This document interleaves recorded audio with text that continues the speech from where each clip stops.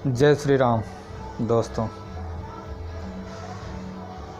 सुशांत सिंह राजपूत हत्या मामले में फाइनली अंकिता लोखंडे सामने आई और उन्होंने अपनी बात रखी और जो भी कहा उन्होंने बहुत ही सही कहा।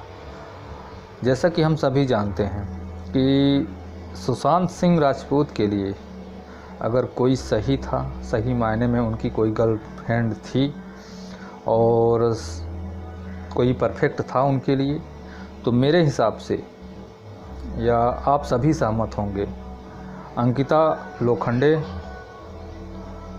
के अलावा कोई नहीं था। वो उनके लिए परफेक्ट पार्टनर थी और शायद अगर वो दोनों एक दूसरे के साथ होते तो सुशांत सिंह राजपूत आज हमारे बीच होते। पर क्या कर सकते हैं, जो नहीं हुआ उसके लिए तो सिर्फ अफसोस ही किया जा सकता है। पर जो भी उन्होंने कहा, क्योंकि उन्होंने ज़्यादा से ज़्यादा समय और शुरू से हम सभी से ज़्यादा वो सुशांत सिंह राजपूत को जानती हैं और उन्होंने जो भी कहा सब सही है, क्योंकि उन्होंने काफ़ी समय, काफ़ी साल उनके साथ बिताए। उन दोनों ने पवित्र रिश्ता में एक दूसरे के अपोजिट काम किया और वहीं से वो दोनों रिश्ते में भी आए और काफ़ी सालों तक साथ में रहे। फिर पता नहीं किसकी नज़र लग गई कि अलग हो गए।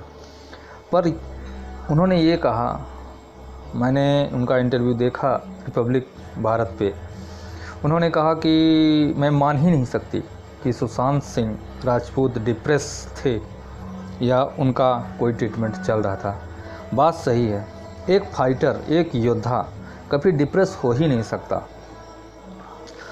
वो आदमी जो उन्होंने कहा वही मैं आपको यहाँ थोड़ा थोड़ा बताने वाला हूँ। उन्होंने कहा कि जो आदमी जो चाहा, जो सपने उन्होंने देखा, जो लक्ष्य बनाया, वो हमेशा आगे का लक्ष्य बना के रखते थे कि उन्हें क्या क्या ये अचीव करना है और इतने समय में, और उसको वो हासिल कर लेते थे और उन्होंने हासिल किया। जिस शख्स ने जो चाहा वो पाया और जब चाहा जिसे छोड़ा। मतलब टेलीविज़न में वो स्टार थे, सुपर स्टार थे। पवित्र रिश्ता उस समय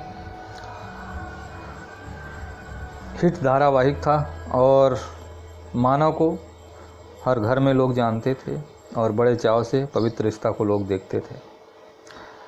फिर अचानक एक दिन उनको वो सोचते हैं कि अब हम फिल्मों में काम करेंगे और टेलीविज़न को छोड़ देते हैं। और फिल्मों में उन्होंने काफ़ी संघर्ष किया, उसके बाद फिल्में मिली और फिल्में भी कई हिट फिल्में दी उन्होंने। तो मतलब वो इंसान जो चाहा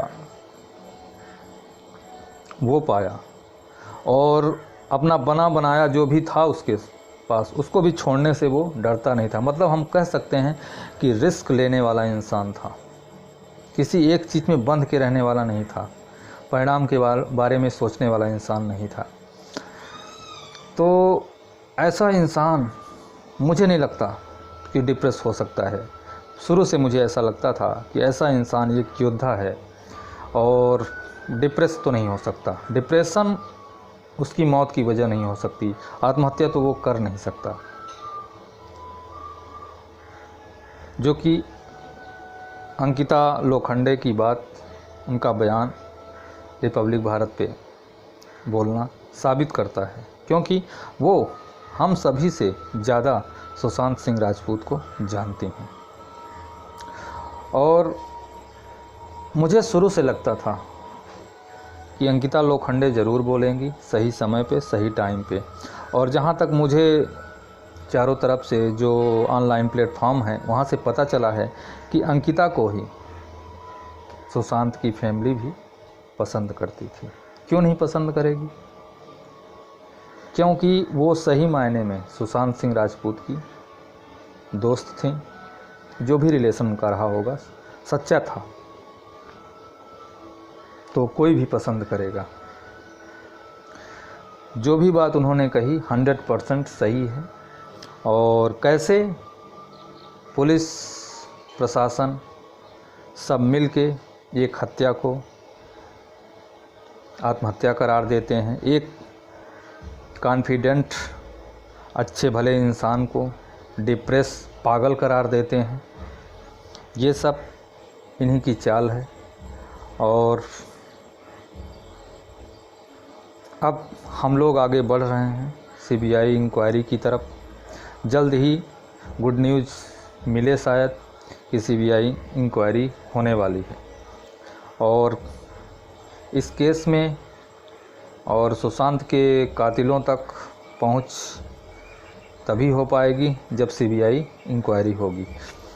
और आशा है जल्द सीबीआई इंक्वायरी होगी और दूध का दूध पानी का पानी हो जाएगा, क्योंकि अब इस मुहिम में सुशांत सिंह राजपूत की फैमिली, उनके सबसे करीबी दोस्त, रिश्ते जो भी थे, जो ईमानदारी के रिश्ते थे और दिल से जुड़े थे, वो सारे के सारे अब सामने आ रहे हैं और अपनी बात रख रहे हैं।